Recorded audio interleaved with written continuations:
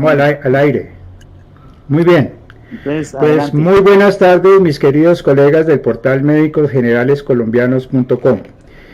Mi nombre es Juan Pablo Poveda Medina, yo soy médico general, orgullosamente un médico general colombiano. Hoy tenemos nuestra cita para el streaming del día de hoy con el doctor Sergio Izaza Villa, quien es el presidente de la Federación Médica Colombiana. Así que sin más preámbulo, doctor Izaza, muy buenas tardes. Buenas tardes, Juan Pablo, y buenas tardes todos los colegas médicos generales, los que sin quienes no podría existir ningún sistema de salud en ningún país, y pues al igual que las enfermeras. Entonces, muchas gracias por la invitación y espero que pasemos un rato agradable, constructivo y útil para todos. Muy bien, doctor Izaza, lo fundamental en esta tarde de hoy es, hoy ya estamos a 17 de junio, ya completamos prácticamente los 3 meses de la pandemia desde los 4 días de Claudia, y estamos por completar los 3 meses desde la pandemia, del confinamiento nacional. De tal manera que han pasado muchas cosas y en concreto con el tema de los médicos generales, pues han venido ocurriendo una serie de situaciones que probablemente usted ha sido el mayor abanderado que ha tratado de defender la causa de los médicos generales. En cuanto a la mortalidad que ha habido, en cuanto a la morbilidad, en cuanto a la provisión de elementos de protección personal. Y francamente creo que no hemos encontrado otra voz, primero, más autorizada y segundo, más contundente que la suya para tratar de defender los intereses de los que, no me canso de repetir, representamos el 75% de la fuerza médica en Colombia, que somos los médicos generales. Luego, está en este auditorio que lo quiere escuchar, doctor Izaza, muchas gracias. Mira. Bueno, Juan Pablo.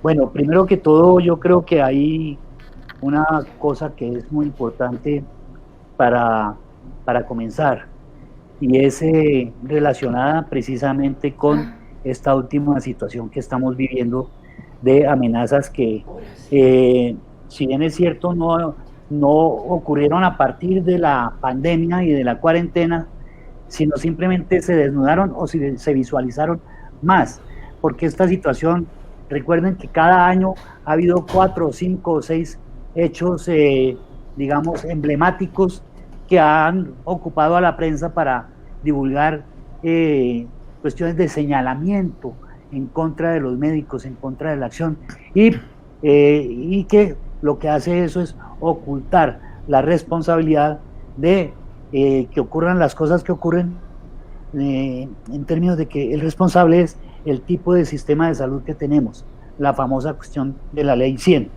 Yo no quisiera repetir simplemente la ley 100 de 1993, porque si no eso suena como una cuestión repetitiva y como una frase de cajón.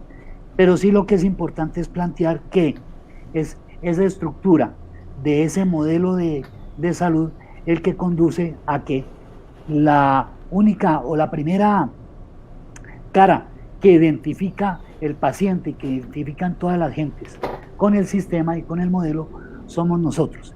Y dentro de toda la cuestión que es la primariedad de la gente para interpretar las cosas, pues obviamente nosotros somos el sistema. No entienden que detrás de eso hay todo un andamiaje armado para que ese sistema sea realmente no un sistema de salud, sino un sistema de acaparamiento y de captación de dineros públicos para extraerlos y convertirlos en dinero privado. Entonces, la realidad es esa, pero lo que hay detrás de lo que la pantalla que se pone es precisamente la de los médicos y obviamente la de responsabilizar a los médicos. Entonces, ese era el primer punto que yo quería resaltar, precisamente ante la agudización de la agresión a los médicos, que como les decía, no es nueva, lleva años y todos los años pasan 2, 3, 4, 5 o 6 cosas de las que se ocupa la prensa.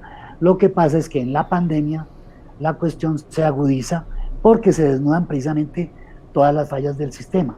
Y además, porque una vez que ocurre eso, que se desnuda la incapacidad, la inoperancia y la inutilidad de un sistema como este para resolver un problema de salud pública como es la pandemia por COVID, entonces necesitan entre el gobierno y estos señores del capital financiero que extraen todo ese dinero, encontrar un culpable.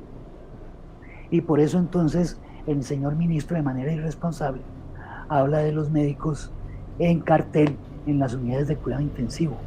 Habla de que los médicos damos los diagnósticos porque nos pagan dizque 30 millones de pesos por cada paciente que diagnosticamos con COVID, etcétera.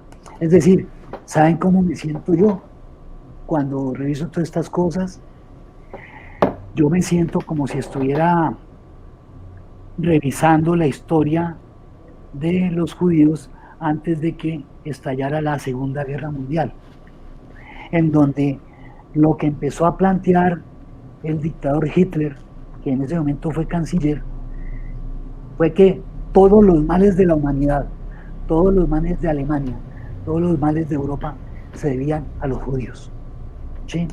Y entonces lo que se hizo fue una campaña desde el año 33 hasta el año 39, cuando estalló la guerra, de mostrar como el demonio de las cosas a la población judía, para que fácilmente toda la población del resto no judía, el resto de la sociedad, cuando se los criminalizara, se los persiguiera y se los acabara, entonces simplemente asintieran, como diciendo, es que esos son los culpables de nuestros males, por causa de ellos estamos en guerra. Lo mismo están haciendo con esa propaganda perversa y con esas amenazas de terror contra nosotros los médicos. Nos están mostrando como nos pasaron de héroes que nos aplaudían a las 8 de la noche a ser ahora las peores alimañas causantes de los males y de los muertos por COVID-19. Y si a eso le sumamos como decía, las declaraciones irresponsables del ministro de Salud y lo que circula en las redes, seguramente ustedes habrán leído un libro de un tipo que se llama Felipe Priast, que ese bárbaro es que se cree o se autodenomina periodista, pero lo que es un francotirador contra los médicos, en donde precisamente no nos baja de HP, de ladrones, de bandidos, y convoca a quienes leen sus escritos, sus infamias, a que nos persigan y a que nos linchen prácticamente. Entonces, esa es la situación actual. Y el gobierno, calladito, lo máximo que dice es que no puede haber esa intolerancia contra los médicos. Yo digo, eso no es una cuestión de intolerancia, esos son crímenes, y el terrorismo es crimen, porque las cosas lo que buscan es sembrar terror entre la población, y las amenazas de muerte o las agresiones contra la misión médica es criminal. Muy bien, doctor Izaza, vamos a llevar un cierto orden en las preguntas, y digamos que el primer tema que me encantaría tocar con usted es el asunto de las organizaciones médicas que nos representan a los médicos en Colombia. Si de pronto no me equivoco, hay como 5, 6, 7 organizaciones que nos representan legal y legítimamente, unas más antiguas que otras. Hasta donde yo he podido entender, la más antigua de todas es la Academia Nacional de Medicina, que puede tener 150 años. Después sigue justamente la Federación Médica Colombiana, que puede tener alrededor de unos 70, 80 años de existencia. Claro, la Federación Médica Colombiana tiene 2 etapas, digamos, 2 fases de existencia. La Federación Médica Colombiana fue creada no con ese nombre, sino como Asociación Médica Nacional, en el primer Congreso Médico Nacional que ocurrió en Colombia, que fue en Tunja en 1917. Entonces Lo que pasó fue que después esa entidad, imagínense ustedes, váyanse, trasládense a 1917, lo que eran las vías de comunicación en Colombia y lo que eran las ciudades, lo dispersa que era este país. Entonces, ¿qué pasó? Durante todo ese tiempo, desde el 17 hasta cuando fue creada ya como federación, en 1935, existía en Colombia 5 colegios médicos. ¿Por qué existían allí? Porque era donde había facultades de medicina.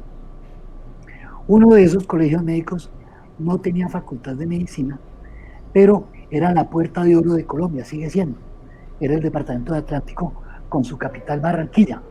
Acuérdense que por Barranquilla entraban al país todas las innovaciones de todo tipo, en términos comerciales, científicos, industriales, etc. De hecho, la aviación en Colombia nació en Barranquilla. El transporte fluvial nació en Barranquilla, etc. Entonces, ese es el único colegio médico que no tenía facultad de medicina. Les voy a contar cuáles eran. Colegio Médico de Cundinamarca, Colegio Médico de El Cauca, Colegio Médico de Bolívar, Colegio Médico de Antioquia y Colegio Médico del Atlántico, que como les dije, no tenía universidad, facultad de medicina, pero todos los demás sí. Y entonces, ¿qué pasó allí?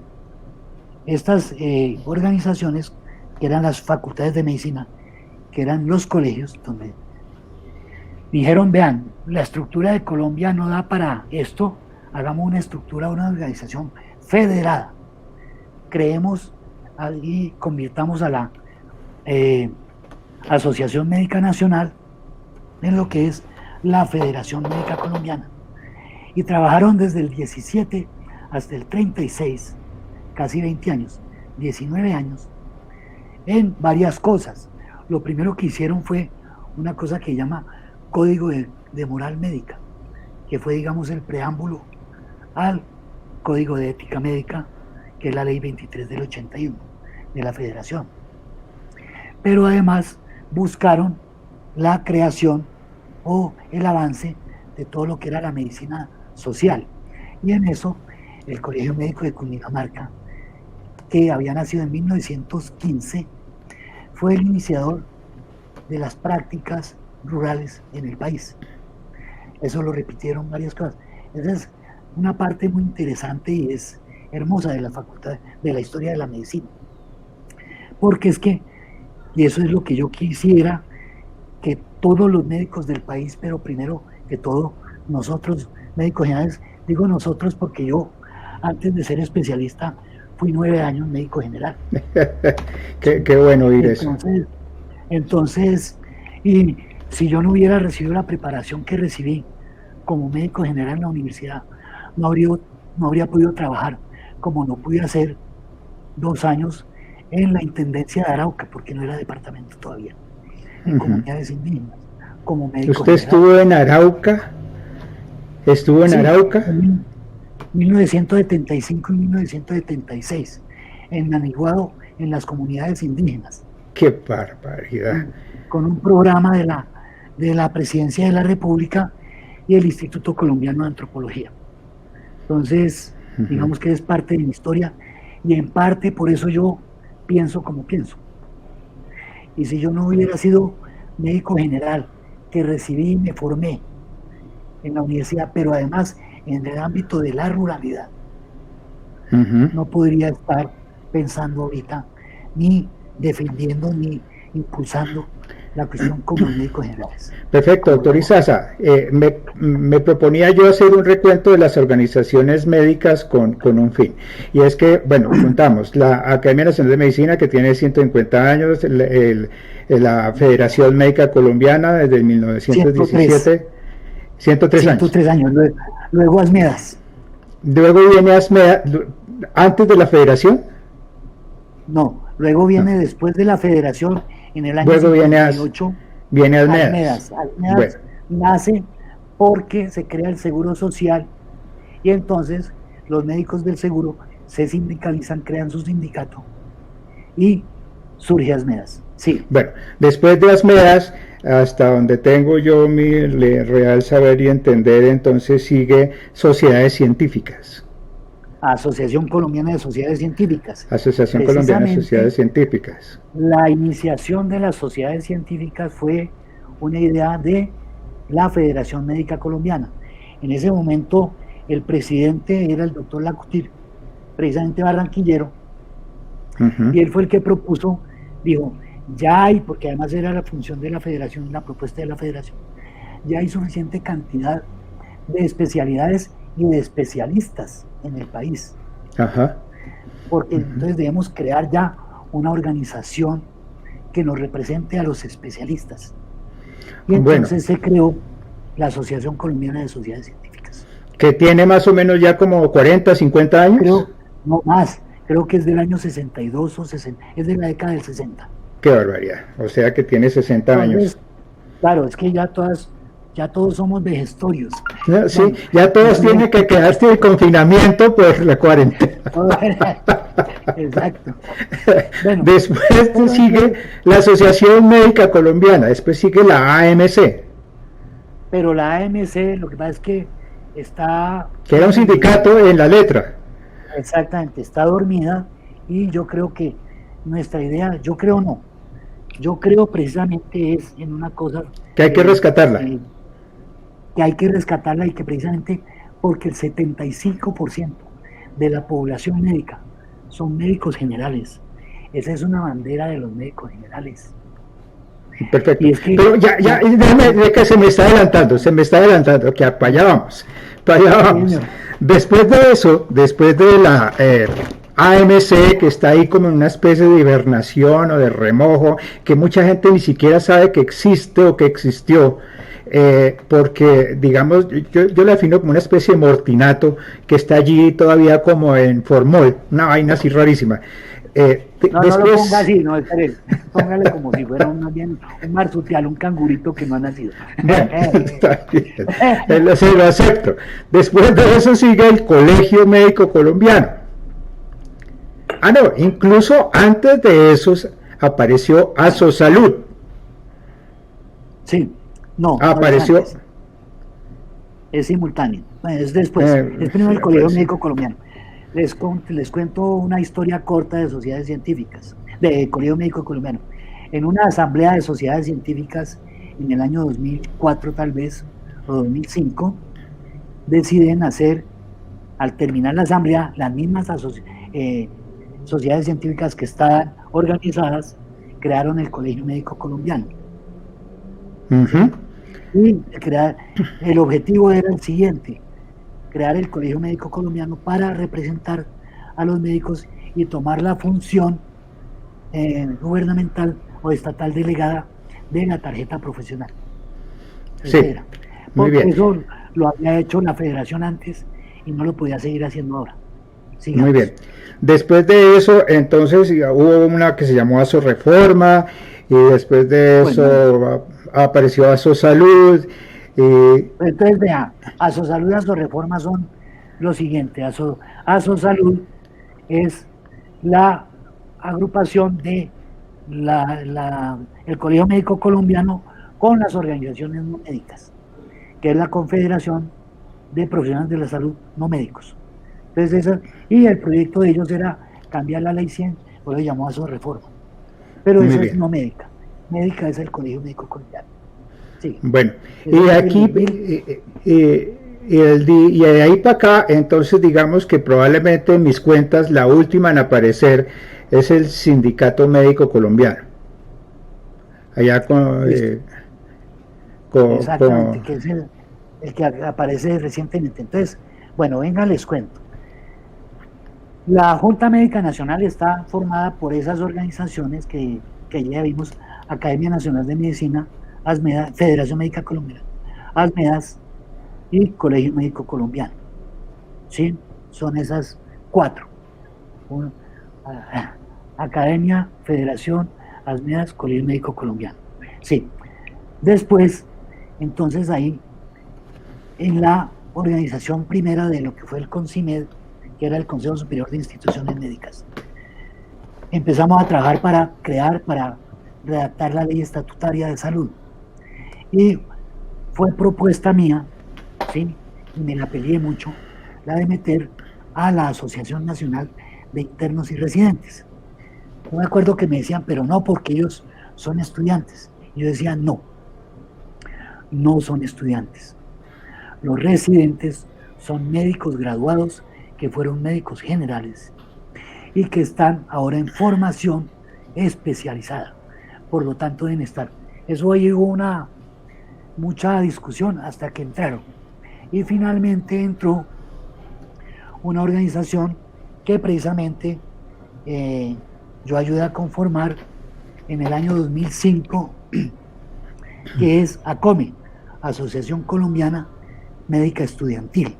Entonces, la Junta Médica Nacional está ya conformada por esas 5 organizaciones, ¿sí? Que son las otras 2, que son ANIR y ACOME. ANIR es una organización que se creó en 1962, cuando los internos no eran todavía estudiantes, sino que los internos ya eran médicos y estaban haciendo un curso de internado, o ya viven todo el año internados en un hospital, por eso llaman internos, y luego ya lo de residentes. Entonces, esos son los médicos, las organizaciones médicas, ¿sí? Bien, ahora, ¿por qué he querido, doctor Izaza, hacer este recuento de las organizaciones que, digamos, creo que llegamos a 8 con ANIR y con 7. Las 7, como 7 organizaciones? Porque, digamos que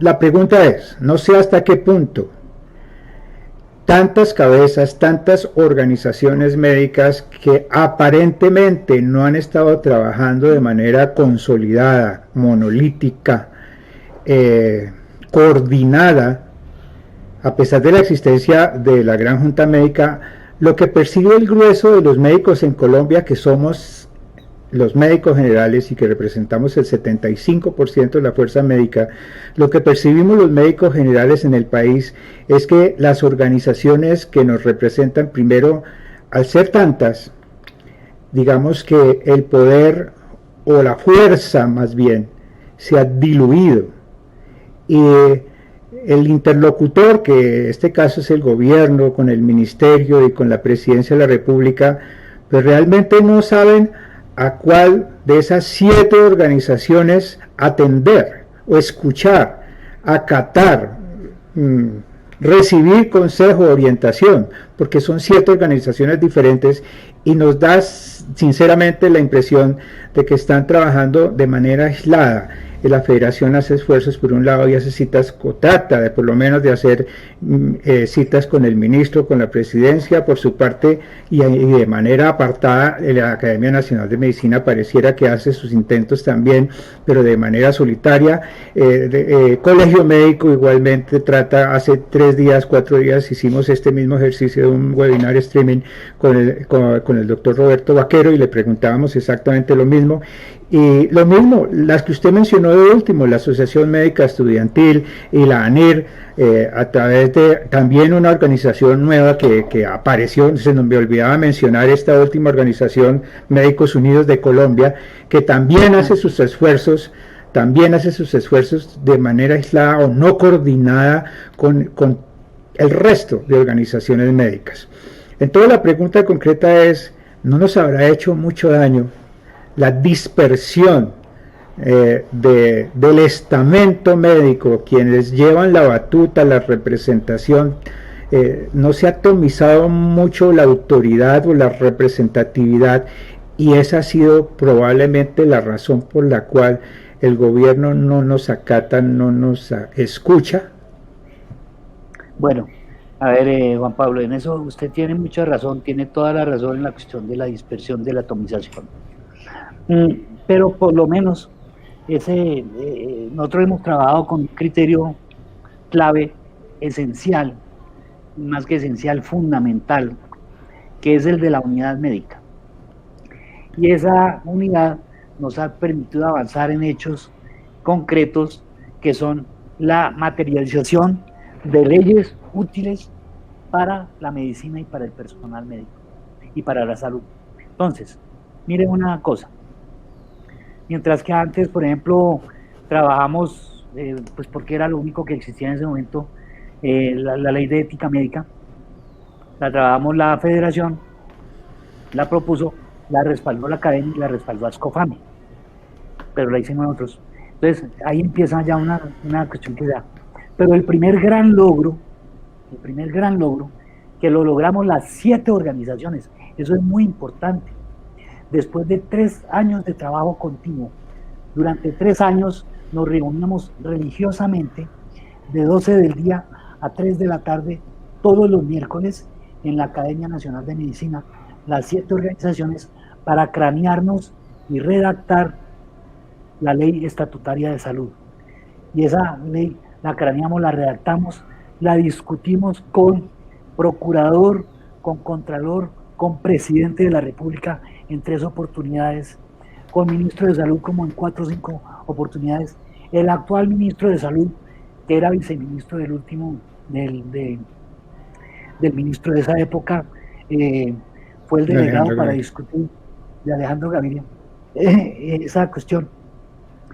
Y con la sociedad, discutimos con centrales sindicales, discutimos con organizaciones sociales, discutimos con la Iglesia Católica. Es decir, esta fue una convocatoria que hicimos los médicos en el ámbito social, muy importante.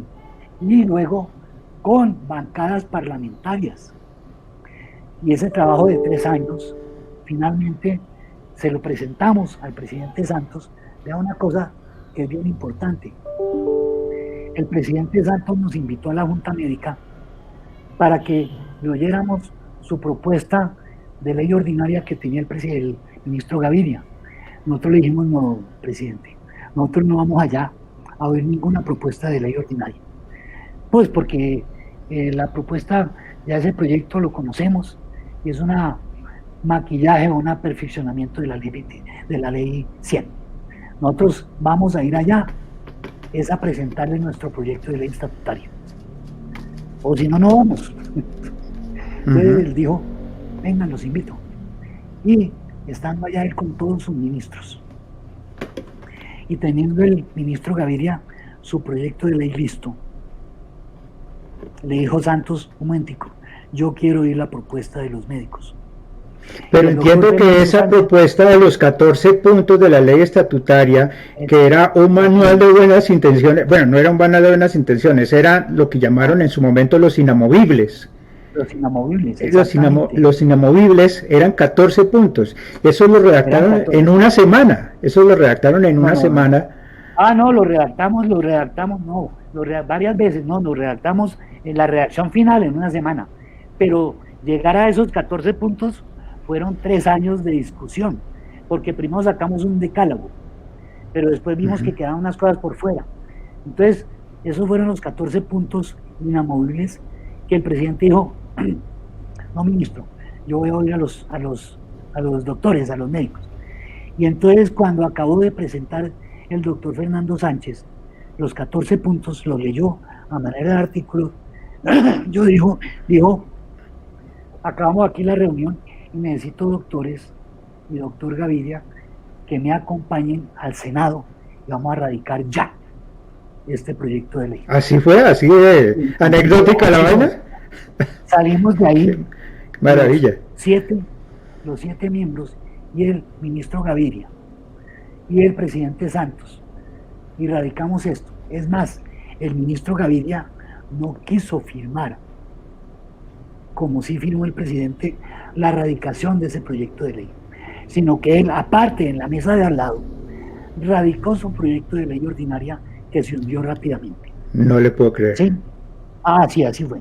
Entonces, y después, entonces el ministro Santos, el presidente Santos, dijo: aquí hay unas cosas que hay que discutir más.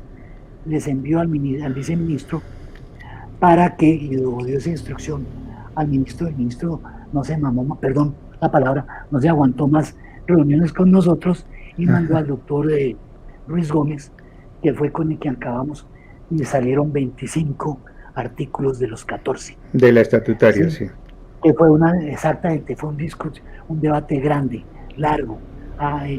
Y entonces ese fue el primer punto. Pero además hemos seguido actuando. Entonces, la ley estatutaria está ahí, la hemos peleado. Pero además, ya como organizaciones, como Junta Médica, hemos seguido trabajando un proyecto de ley ordinaria que desarrolle y reglamente la ley estatutaria. ¿Por qué nos tocó hacer esto?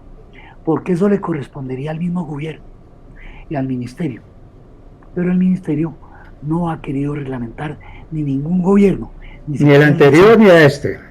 No, ninguno. No han querido reglamentar ni desarrollar, perdón, la ley estatutaria. Y lo que han hecho es profundizar la ley 100 con decretos, pero invocando a la estatutaria. Sí. Entonces, ¿qué pasó? Por eso estamos otra vez unidos trabajando la ley ordinaria. De manera que, digamos, que en lo que es construcción del Estado colombiano, a través de leyes, hemos trabajado. Y yo quiero que todos terminemos este webinar sabiendo que la ley 100 en este momento, a la luz de la ley estatutaria, es una ley ilegal, pero que el gobierno, por ignorar la ley estatutaria como bloque de la Constitución, como bloque constitucional, porque es una prolongación de la Constitución, precisamente está favoreciendo la cuestión del negocio. De manera que una de las consignas, o de lo que todos los médicos debemos tener en la cabeza, es que la juridicidad existente, porque no ha sido derogada en nada, es la ley 1751 de 2015, o ley estatutaria de salud. Y los invito a que la revisen. Es corta y es fácil, y tiene 3 elementos fundamentales, claves, que son: en su artículo primero, la salud es derecho fundamental; en su artículo 15, la autonomía médica es inviolable. Ojo, colegas médicos generales, en la cuestión del sistema de salud y la capacidad resolutiva de los médicos generales. Y 3, las condiciones de los médicos y de todo el personal de salud deben ser dignas y deben dar estabilidad, y deben ser dignas las condiciones de trabajo. Esos elementos, el derecho fundamental, la autonomía profesional y la estabilidad laboral en condiciones dignas, son claves. Y para cerrar la cosa, sistema único de información para todo el país y al día del sistema de salud. Ahora, teniendo en cuenta que esa ley establece que el sistema de salud se fundamenta es un sistema de salud preventivo, fundamental y esencialmente preventivo, y que por lo tanto se fundamenta en la atención primaria y en la promoción de la salud, la prevención de la enfermedad, para disminuir la carga de enfermedad. Un sistema preventivo podría hacer un mejor papel en el manejo de una epidemia, de una pandemia como la que estamos viviendo, y más con la gente trabajando en condiciones laborales estables y dignas, y no como lo que estamos viviendo todos.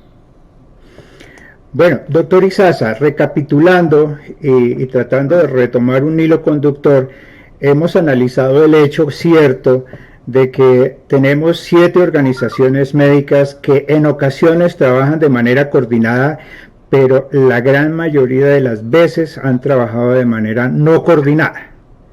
En segundo lugar, el gobierno ha hecho oídos sordos a cosas tan fundamentales como representa una ley estatutaria en términos de recuperar la autonomía profesional y tener un trabajo digno en unas condiciones laborales dignas y justas. De tal manera que, como tercer punto, ha hecho oídos sordos, y no solamente ha hecho oídos sordos, sino que además ha tratado de legislar con base en esa ley estatutaria, no a favor de los médicos, sino a favor de sus intereses económicos, que usted los ha mencionado sumamente bien, ya que, según entiendo, en esta estructura de sistema de salud que impera en Colombia con la Ley 100, muchos de los círculos de poder tienen sus intereses económicos puestos en estas estructuras de salud, lo que haría casi que impensable que se pueda lograr algún tipo de cambio en la estructura del sistema de salud. Es un sistema que hemos escuchado usted y yo por muchos años, perverso, que significa sencillamente en que en la medida en que al sistema le va bien es porque a la gente le va mal, o viceversa, en la medida que a la gente le va bien o le prestan servicios suficientes y completos, significa que al sistema le va mal porque tiene que hacer más pagos, más erogaciones. De tal manera que el panorama realmente antes de la pandemia no era bueno, ya que una de las principales cosas que nos afectan son justamente el asunto del vínculo al trabajo. Y es el siguiente tema que quiero que toquemos, el vínculo al trabajo. Únicamente el 25% del gremio en salud, no estoy hablando ni siquiera de los médicos generales o de los médicos en general, la totalidad del gremio en salud, únicamente el 25% tiene una vinculación formal. El 75% tiene una vinculación anormal, aberrante, ilegal, a través de cooperativas de trabajo asociado, empresas de servicios temporales, contratos de prestación de servicios que, por más que se hayan vuelto normales en el léxico de los trabajadores en salud, son ilegales. De tal manera que ahora con la pandemia, digamos que han salido a flote de la opinión pública esa situación que en términos laboral es sumamente grave, sumamente inconveniente y contraproducente para los intereses de un trabajador común y corriente. Está visto que ese 75% que está vinculado de manera informal, pues hace más de 15, 20 años no toma unas vacaciones, no tiene derecho a prestaciones, no tiene derecho a cesantías, no tiene derecho a reconocimiento de compensatorios, horas extras, dominicales, sino que el día que no trabajó no ganó y se le tocó incapacitarse, le toca irse a su casa a pasar esos días de incapacidad solito y probablemente sin que nadie le reconozca nada por la incapacidad. Y ahora, en la época del coronavirus, se han visto casos de médicos que han enfermado y que han tenido que ir a pasar su enfermedad o su cuarentena, porque hay otros que no han enfermado pero sí han estado en contacto con enfermos COVID y por lo tanto les han exigido con toda la razón que se vayan a pasar una cuarentena de 14 días en sus casas, y si son contratos de prestación de servicios, pues son 14 días en que frito, el pisco no gana absolutamente un peso y nadie se preocupa por él de saber si está bien o mal, o venga le hacemos una prueba, o venga le preguntamos cómo se siente, y mucho menos venga le pagamos los días que no laboró, venga si lo reconocemos de manera de incapacidad, porque es un contrato de prestación de servicios. De tal manera que pareciera, en algún momento pareció que hubo la intención de parte del gobierno de sanear esa condición, por lo menos durante el periodo en que durara el coronavirus, de sanear esa situación y de vincular a todos estos contratos anormales e ilegales a través de unos contratos temporales, de unos contratos, contratos temporales, de tal manera que eso también como que se durmió, y aparentemente el ministro un día dice una cosa, el otro día dice otra, y le escuché yo, o se retracta, un día dice una cosa, un paso para adelante, al otro día 2 pasos para atrás, y así ha pasado con las unidades de cuidado intensivo, con los respiradores que van a llegar y no llegan, con los elementos de protección personal que les vamos a mandar miles y uno va y pregunta y a nadie le ha llegado nada. Entonces, ¿para dónde vamos? ¿Para dónde vamos en términos laborales? Estamos hablando del tema de lo laboral. Bueno, Juan Pablo, miren una cosa, eso es muy importante lo que usted acaba de decir. Precisamente la primera propuesta en términos laborales que lanzó la federación y que lo publicó ampliamente y se lo dijo específicamente en carta dirigida al presidente de la República hace ya cerca de 3 meses, hace 2 meses largos, al presidente de la República, al ministro de Salud y al ministro del Trabajo. Le enviamos una carta haciendo una propuesta que era en la siguiente forma. Sí, ya hace casi 3 meses, porque hace 3 meses ya empezamos esta cosa, como vos dijiste al comienzo. Haga una contratación de laboral, de vínculo laboral, de un trabajo, no de prestación de servicios, un contrato de trabajo, con todas las prestaciones completas, incluida la ARL, etcétera, ¿sí? Así sea por el tiempo de duración de la pandemia, por los próximos 2 años, le dijimos, del personal de salud, de todo el personal de salud, vinculado a la atención de la pandemia, del sistema, ¿sí? Y le dijimos, al mismo tiempo le dijimos, y haga una misma cosa, haga el control total de las camas COVID y de las unidades de cuidado intensivo COVID. Hay que pasar eso, hay que quitárselo eso al manejo privado totalmente y hay que darle ese control para que sea el Estado el que regule la administración y la ocupación de las camas COVID y de las UCIs COVID según la necesidad que vaya mandando la epidemia. Entonces, esas dos cosas se las planteamos, ¿sí? No, eso ni siquiera hubo respuesta. Cuando le dijimos al ministro, necesitamos que nos aporten, teniendo en cuenta precisamente las condiciones laborales de un trabajo digno y de condiciones dignas y de descanso. Necesitamos que en los hoteles, y si hay conventos que hagan la cosa, pero los hoteles que se ofrezcan como se ofrecieron, para que pernocte allí personal médico, no solamente para habitaciones COVID, sino que nos den habitaciones para el personal sanitario, de médicos y enfermeras, y donde descansar y dormir el turno, poderse bañar, etcétera, y que los transporten desde el hospital hasta allá. Yo, no, eso sale muy caro y eso sería inequitativo entre el sistema.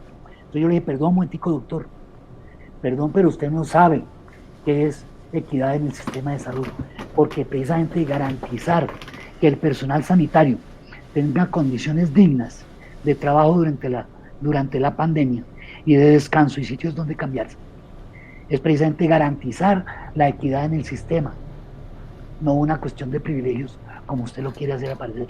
Ese es el tipo de ministro que tenemos, que se dice que ser salubrista y no sabe qué es la equidad en un sistema. Entonces, ese tipo de cosas, vos lo has dicho, nosotros le hemos planteado, no una, como 3 o 4 veces, ya no lo volvimos a plantear, y entre otras por eso nos levantamos de la mesa de conversaciones con el ministro, porque el tipo dice una cosa y no la hace o hace otra.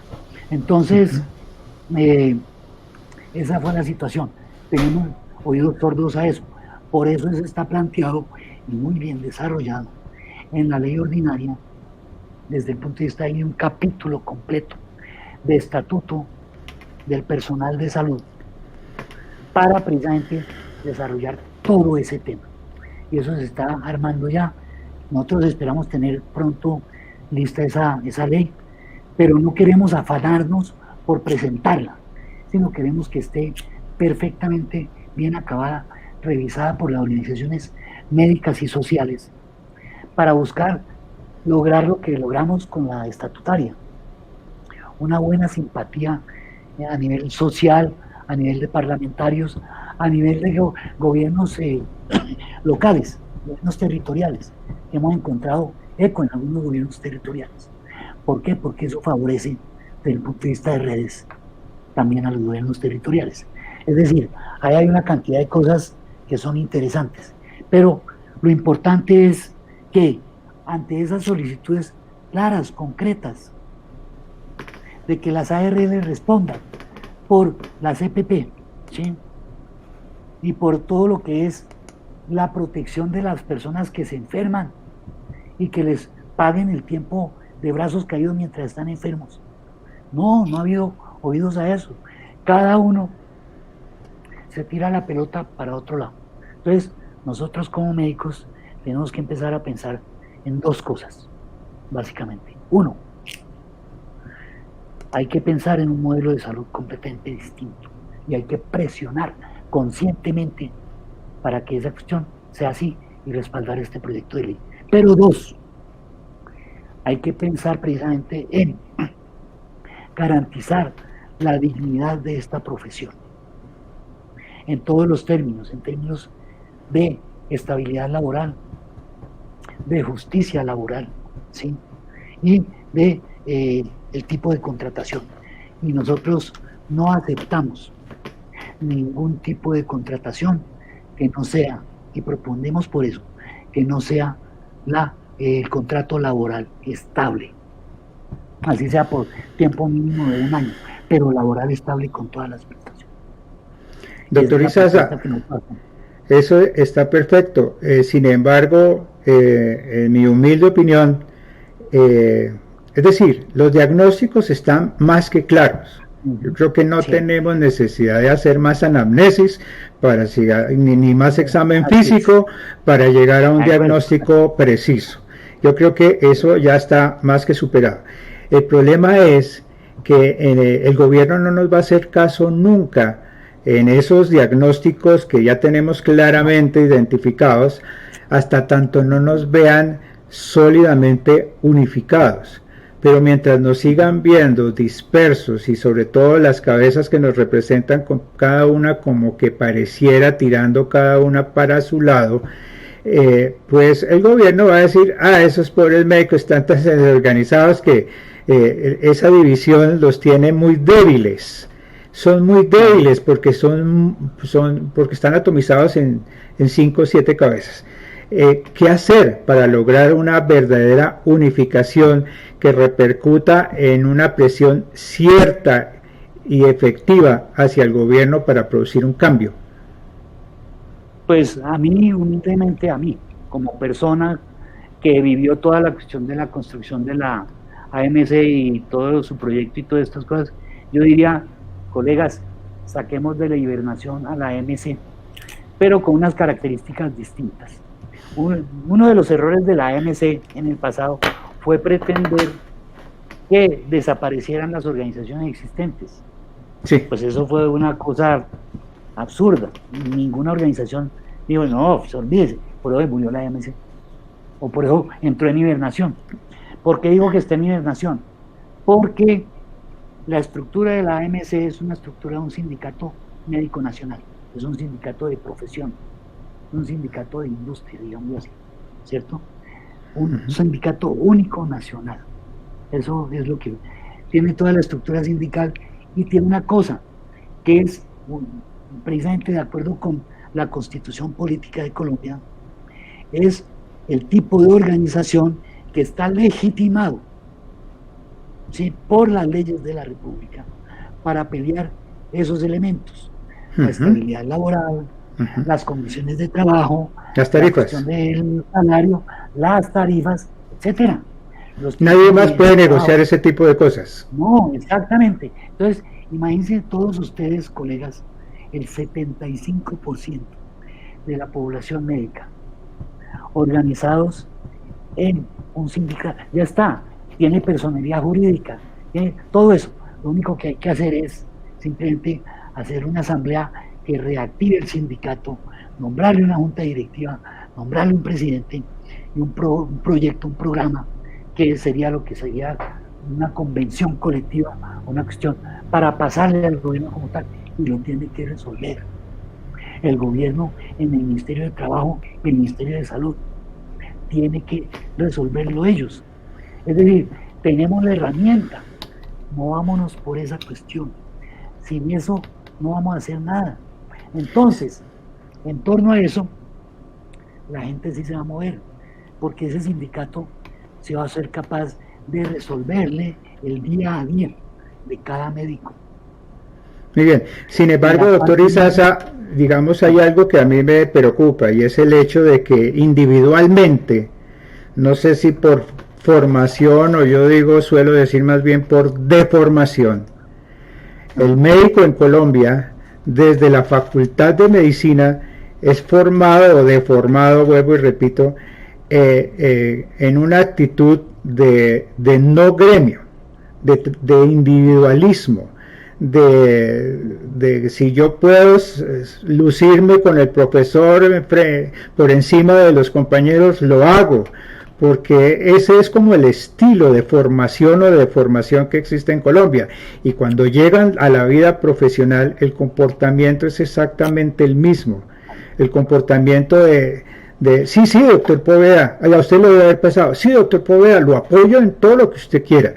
Pero a mí no me llame a marchar, a mí no me llame a hacer, a mí no me llame, yo lo apoyo, ¿dónde le firmo? Pero no me vaya a llamar, no me vaya a poner a hacer ningún trabajo de nada, y estoy completamente convencido que a usted como presidente de la federación y al doctor Vaquero como presidente del colegio médico le debe pasar exactamente lo mismo.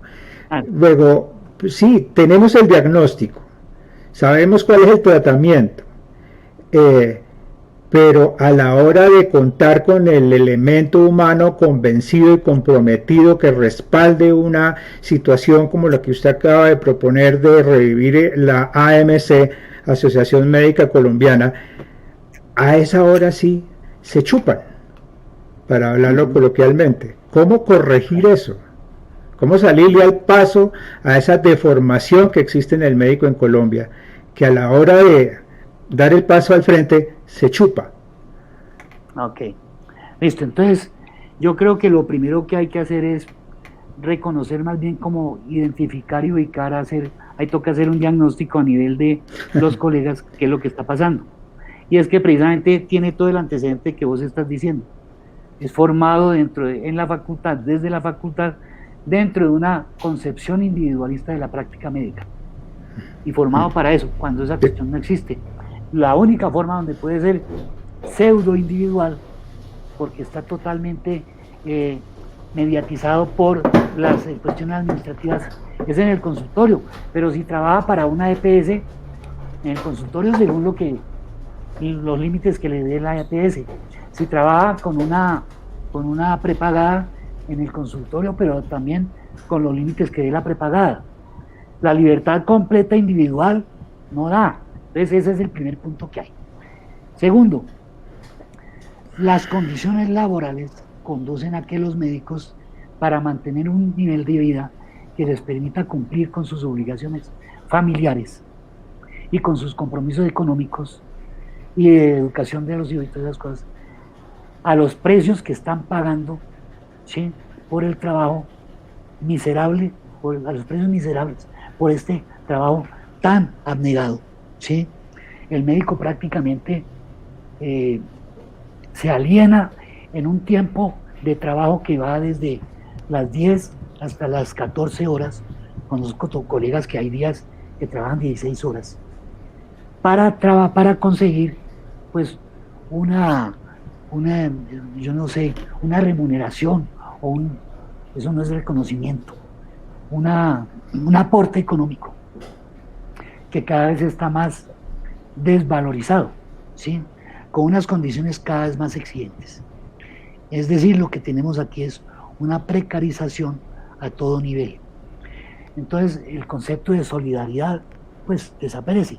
Hay una cuestión, yo quiero decir que los médicos que alcanzaron a conocer o alcanzamos a conocer y a trabajar antes de la ley 100 y trabajamos en la ley 100, hay unos que yo me niego a aceptar todo eso, y entonces no me he dejado de formar. Esos se han deformado y los otros no se han deformado, nacieron en la ley 100 y nacieron formados con el molde de la ley 100. A ellos hay que enseñarles que por fuera de la ley 100 sí hay relación y sí hay posibilidades de trabajo.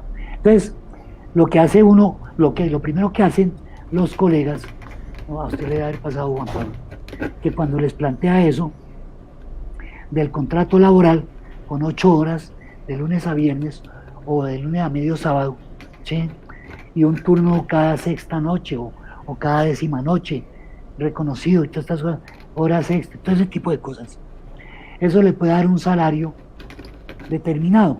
en donde el más malo, con el que no hace turnos, da aproximadamente entre 5,5 y 6 millones de pesos mensuales, el más bajo. Y puede llegar a algunos segundos turnos según la complejidad, porque para la especialidad y todas las cosas, y según la complejidad y el riesgo laboral, pero las tarifas de los pagos puede llegar a ganarse hasta 15 o 18 millones de pesos, más vacaciones pagadas, más primas, más todas las cosas. Mientras que los médicos que estamos trabajando por OPS o con las prepagadas, yo no conozco en mi vida, he conocido jamás unas vacaciones que me pague alguien. Todas vienen de mi peculio. Todas, absolutamente. Todo presidente de la Federación Médica Colombiana no sabe qué son unas vacaciones. No sé qué son vacaciones, no. Ni prestaciones sociales de ningún tipo. Todos los médicos que trabajamos por contratos con las prepagadas o por OPS, nosotros nos pagamos las ARLs, porque es que nosotros somos nuestros propios empleadores. Nosotros somos emprendedores, somos empresarios de nosotros mismos. Ese es el engaño. Entonces, los colegas dicen, no, lo que pasa es que yo aquí trabajando 12 o 14 horas me gano 10 millones de pesos, 12 millones de pesos. Y uno ya le dice, bueno, ¿y qué tal un contrato de 8 horas con un turno a la semana nocturno y que le paguen vacaciones y primas, ¿sí? Y el riesgo según complejidad, y verá cuánto de gana? Ese es el trabajo que hay que hacer con la gente. Ese es el trabajo que hay que hacer con los colegas. Tenemos que sentarnos en una actividad pedagógica, y esa cuestión se logra precisamente con una organización que se ocupe de eso. Porque es que lo que pasa es que todas las demás organizaciones se ocupan de otras cosas. Entonces, la Academia de Asesorar al Gobierno en Políticas de Salud, la Federación de la Ética y el Comportamiento de los Colegas, el Colegio Médico de las Tarjetas Profesionales, ASMEDAS, ya no existe porque la mató la ley 100. Existen dispersos grupos que no tienen un gran poder. Ojo, que no lo diga el doctor Pedrito Contreras, porque... Ajá. No, bueno, él sabe. Es decir, ASMEDAS existe nominalmente. Yo no quiero decir que no existan ni que no sean nada. No, existen, pero su poder, su capacidad convocatoria para pelear por estas cosas es igual al de la federación. ¿Sí? O menor. ¿Sí? ¿Por qué? Porque no está articulado, porque la ley 100 se encargó de desarticularlo, por lo que acabo de decir. Entonces, un organismo nacional único que se ocupe de estas cosas y que enfrente al gobierno y los llame, venga que tenemos que negociar. Y usted por ley tiene que esta vaina. Y los acuerdos vinculantes de la OIT con Colombia y el trabajo son estos. Y la ley estatutaria, que es prolongación de la Constitución, dice esto. La cosa es ya a otro precio. Porque hace la organización única nacional que se ocupe de la vida del día a día, del ejercicio de la Pues sí, no, doctor Izaza, porque fue emitida en el 2015, en febrero del 2015, la ley estatutaria, y estamos en el 2020, llevamos más de 5 años en donde nos están mamando gallo, para utilizar el lenguaje de García Márquez, nos han mamado gallo 5 años, y qué nos podría hacer pensar que en los siguientes 5 años o 10 años no van a seguir en el mismo cuento de mamarnos gallo y pasarse por la paja la ley estatutaria, no reglamentándola. Bueno, precisamente ahí está la cosa. Precisamente, como la ley estatutaria no ha tenido un doliente fuerte único, y el objetivo de todas las, mire, los dueños de los institutos actores de la ley 100, ¿sí?, del Sistema General de Seguridad Social en Salud, son empresas, son grupos empresariales que no están interesados y están representados en el Parlamento, ¿sí?, y en el gobierno específicamente. Ellos no están no están interesados en eso.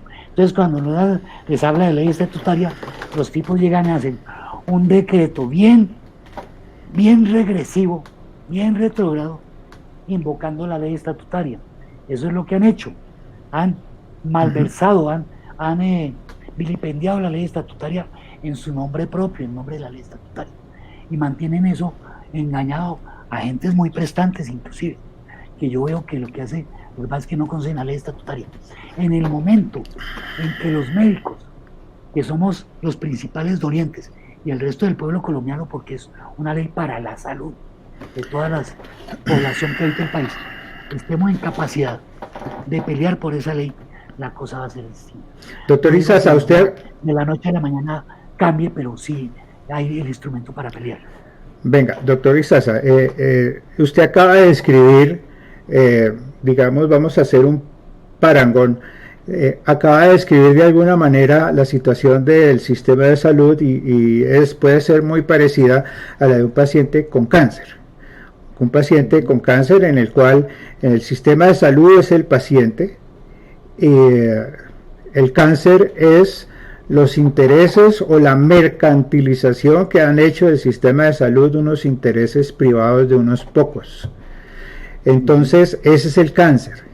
De tal manera que usted y yo como médicos lo sabemos y lo hemos visto de cerca cómo cuando se maneja o se trata a un paciente con cáncer, se le dan cosas tan supremamente fuertes que incluso afectan las propias células sanas. Es decir, no nos vamos con tibieces, con medidas tibias, no nos vamos con medidas a medias, no, vamos con toda, porque o matamos el cáncer del paciente o sencillamente no lo tratamos y que siga con su cáncer. De tal manera que para este cáncer del sistema de salud, digamos que en un enfoque holístico, médico, tendríamos que actuar de una manera que corresponda a la gravedad del paciente. Es un paciente con cáncer. ¿Qué medidas son las que requiere que tomemos como médicos de este paciente llamado sistema de salud para tratar de curarlo de un cáncer? Obviamente no se trata de que, no, seguir esperando a ver si de pronto sí deciden hacerle caso a los consejos de que reglamenten la ley estatutaria. No, toca como que ser más contundente, no toca pedirles permiso, sino que toca como actuar más de hecho. Y yo no es que esté proponiendo medidas de hecho, es que en la entrevista de hace 4 o 5 días con el doctor Vaquero, salió a relucir el tema de que había unos médicos que, no sé si fue en la costa, en donde, con la ocasión de un médico que amenazaron allá en Soledad, que en solidaridad todos los médicos de esa clínica o hospital donde trabaja ese médico intensivista que amenazaron con corona de flores y toda esa cosa, renunciaron. Igualmente recuerdo que muy empezando la pandemia, en un hospital de Cartagena que no le suministraban los equipos de protección personal, de manera masiva todos los médicos también renunciaron. Es decir, es una especie de medida de hecho. A nosotros nos tienen amarradas las manos y la boca y todos completamente amordazados por el hecho de que como la salud es un derecho fundamental, aquel que se atreva a proponer una huelga, sencillamente lo va metiendo en la cárcel. Y por eso en Colombia nadie propone ni un paro ni una huelga, porque le da miedo que obviamente del sector médico nadie se atreve a proponer algo así, porque se sabe que lo van a acusar de atentar contra un derecho fundamental y lo ponen preso. De tal manera que la única respuesta que aparentemente le está quedando al gremio médico, y no por insinuación ni consejos de nadie, sino porque es que no queda otra salida, es la que hicieron los médicos de Barranquilla con el médico intensivista amenazado, que en solidaridad con él dijeron, no, pues renunciamos todos, y renunciaron todos. O los que no recibieron elementos de protección personal y dijeron, no nos dan elementos de protección personal, renunciamos, y renunciaron. Es decir, pareciera que la única salida que le está quedando al médico de a pie, al médico general, que representamos el 75% de la fuerza médica en Colombia, que son los más golpeados en términos de autonomía y de trato laboral digno y justo, porque si bien los médicos especialistas también han llevado del bulto, para decirlo coloquialmente, en estos dos temas de autonomía y trato laboral digno y justo, lo han sido en muy pequeña medida. Los que han llevado el bulto en gran medida en ese tema de autonomía y en ese tema de trato laboral digno y justo somos los médicos generales, el 75% de la fuerza médica en Colombia. Entonces, la pregunta es finalmente, después de esta exposición, ¿qué se requiere hacer al estilo de un medicamento oncológico que pretenda erradicar el más agresivo de los cánceres, como es la corrupción en el sistema de salud? ¿Qué es lo que se requiere? ¿Qué medida deberíamos permitirnos pensar en tener que adoptar para corregir y no seguir esperando a ver si de pronto un día el ministro y el presidente amanecen de buen corazón y dicen, ay, hoy amanecí con ganas de reglamentar la ley? Eso no va a pasar, mi estimado doctor Izaza. Nunca, nunca. Bueno, mire, Juan Pablo, yo creo que hay una cosa que hay que plantear muy claramente. Ese tipo de medidas, de hecho, no tienen ninguna trascendencia. Les voy a explicar por qué. Porque el gobierno fácilmente, el gobierno sabe que al otro lado de la frontera hay 8.000 médicos venezolanos esperando acá la oportunidad. Esto lo digo con conocimiento de causa. ¿Por qué? Porque el gobierno ha seguido haciendo las convalidaciones express de los títulos obtenidos en el exterior. Y precisamente con el doctor Roberto Vaquero vino el embajador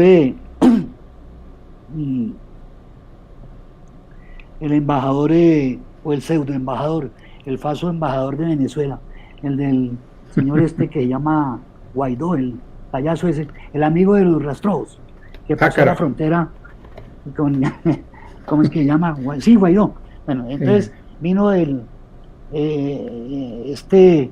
disque embajador Roberto Vaquero, estuvo en una reunión con él, yo no asistí ni quise, y él le dijo, hay 5.000 médicos venezolanos a la espera de ocupar puestos en Colombia.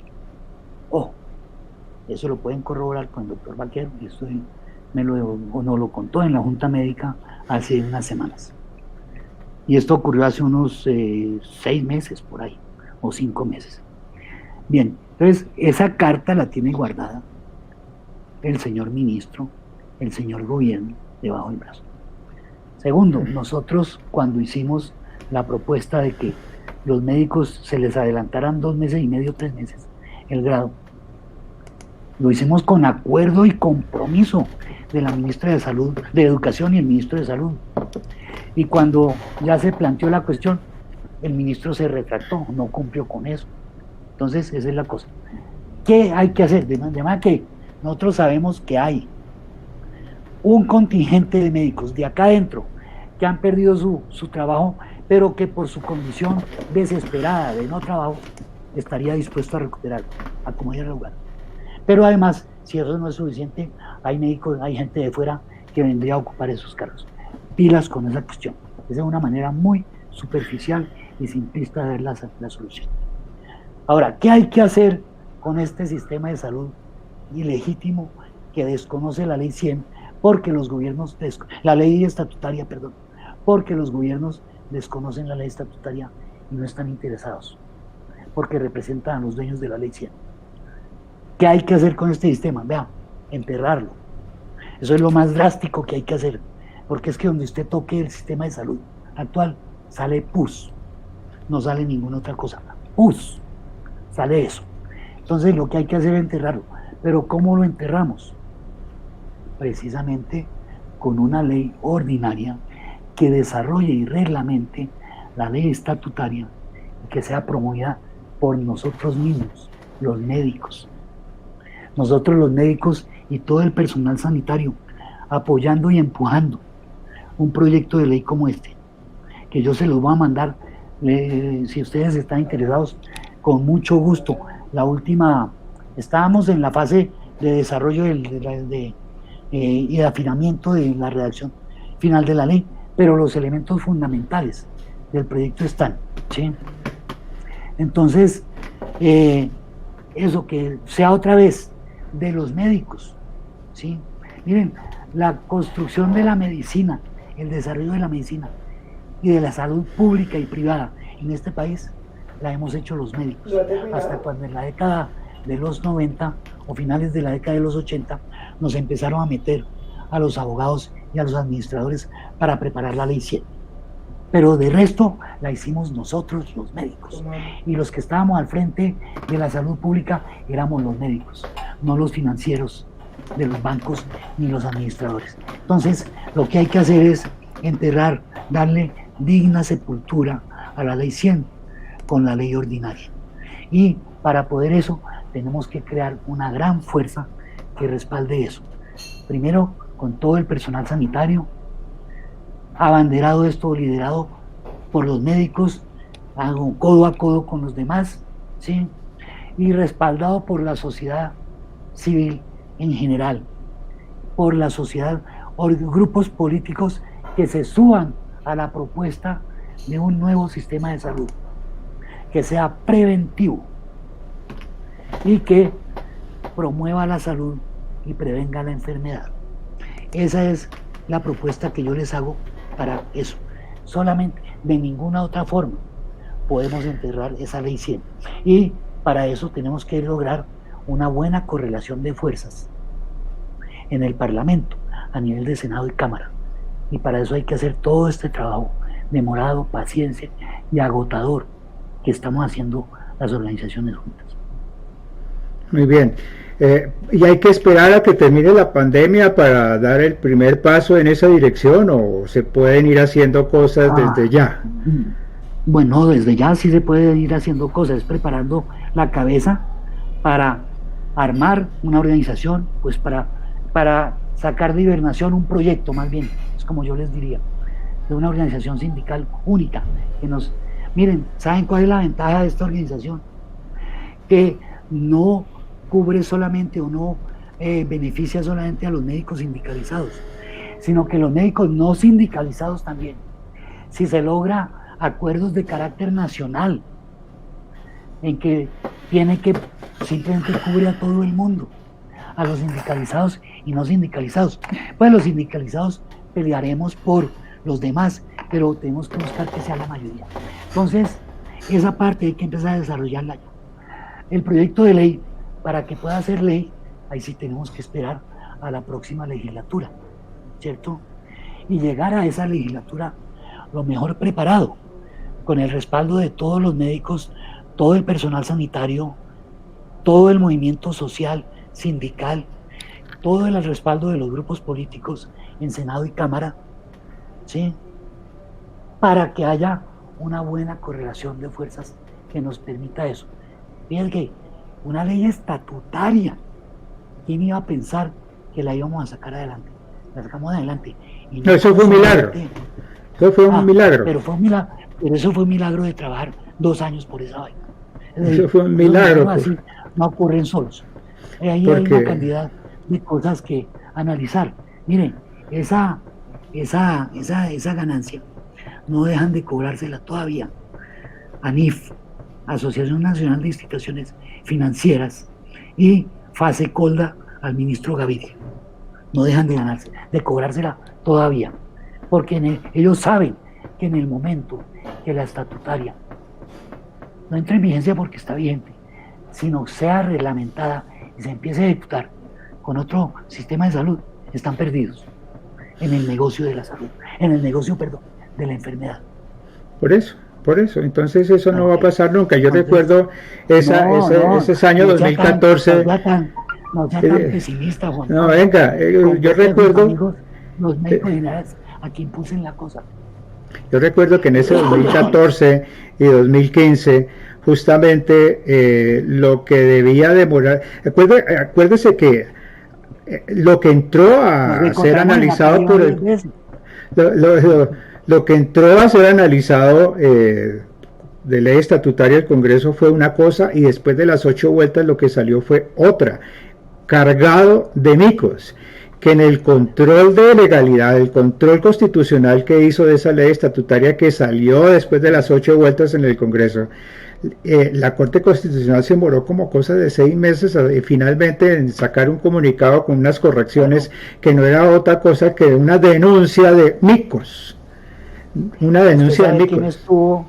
Venga, les quiero contar porque eso sí es algo que tenemos que reclamarlo. ¿Sabe quién estuvo trabajando hombro a hombro con la Corte Constitucional como peritos constitucionales voluntarios? No, la Federación Médica Colombiana, la Federación Médica Colombiana, esta persona, y la Comisión de Seguimiento a la Reforma P760. Bueno, entonces usted más que nadie conoce... Usted más que nadie conoce esa cantidad de micos, de cosas que la Corte consideró que palabritas pequeñas que implicaban un mico gigantesco, y finalmente después de que hizo esas recomendaciones, porque no podía hacer más sino una serie de recomendaciones de quitar o poner o dejar unos párrafos o unas palabras, finalmente no, perdón, entonces... Error Juan Pablo, no son recomendaciones, dictó una sentencia, la sentencia C313, y esa sentencia la hizo cumplir. Es decir, ahí no son recomendaciones. Las sentencias de las Cortes son vinculantes con la acción. Entonces, con la sentencia C313 hubo necesidad de tomar la ley que salió del Congreso y cambiarle. Es que en eso fue el punto. Y nuevamente, los médicos estuvimos al frente con la Corte Constitucional, asesorándolos en la redacción, o ellos más bien a nosotros, en la nueva redacción. Hicimos la nueva redacción y la Corte nos dio toda la orientación desde el punto de vista jurídico. Entonces, imagínese, actual, de acuerdo, sí. El ministro se tocó, perfecto, se cogió el sombrero con muchas cosas. Perfecto, pero entonces póngale cuidado. Un año dándole las 8 vueltas en el Congreso. Después, como cosa de 6 meses, el análisis que hizo de legalidad a la Corte Constitucional, el análisis de constitucionalidad. Y después de eso, en lo que usualmente no debe demorar más de 1 o 2 semanas, que es la firma presidencial, la sanción presidencial, se demoró 1 año. Usted sabe por qué, ¿no? ¿Y sabe quién firmó? Porque el presidente, después de que fue el personaje que la radicó con carácter de urgencia, se negó a firmarla, porque estas entidades que le dije le jalaron también las orejas junto con el ministro de Salud. Y entonces, ¿a quién le tocó firmarlo? Porque eso nosotros llevamos la queja ante el Consejo de Estado. Y entonces, antes de que se pronunciara el Consejo de Estado, porque eso sería un antecedente muy grave, que un presidente fuera conminado por el Consejo de Estado para que cumpliera con su obligación de firmar. Entonces, de acuerdo con la ley, tenía que firmarlo el presidente del Congreso.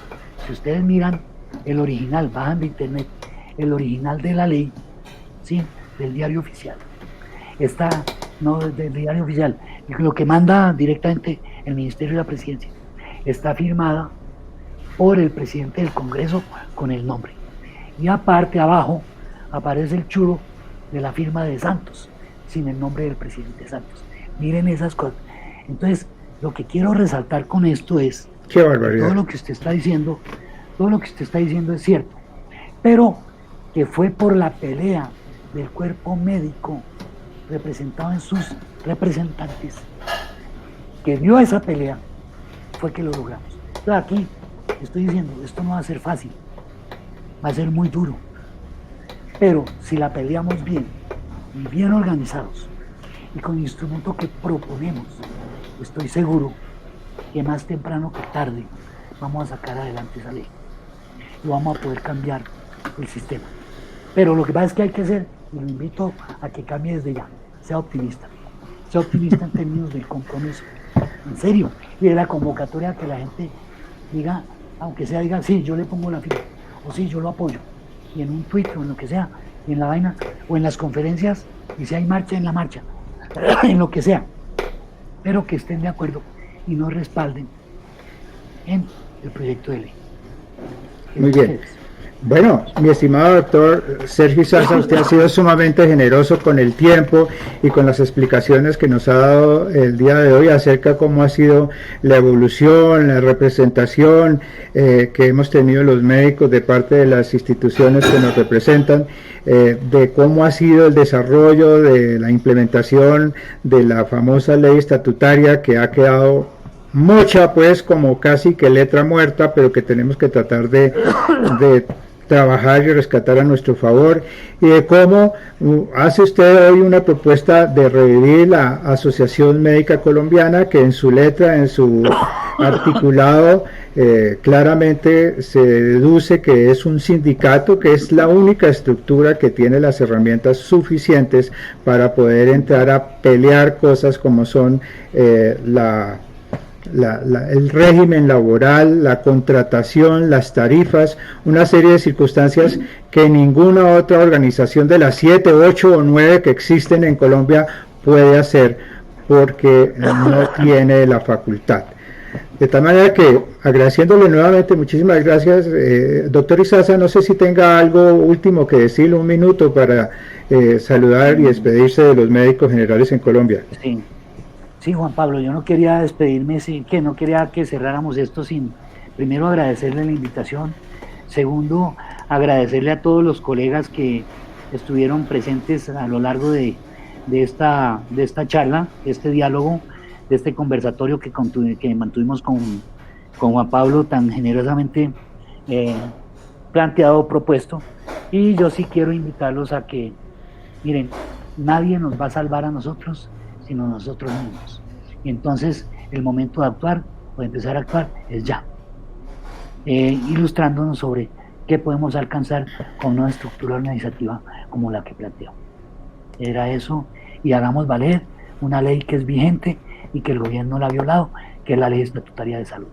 Comprometamos todos con leerla. Es cortica, son 25 artículos nada más, pero es profundamente trascendental. Muy bien. Bueno, muchísimas gracias. Nos despedimos entonces aquí. Vamos a cortar nuestra transmisión. Nos veremos en una próxima transmisión, mis queridos médicos generales en el país. Hasta luego.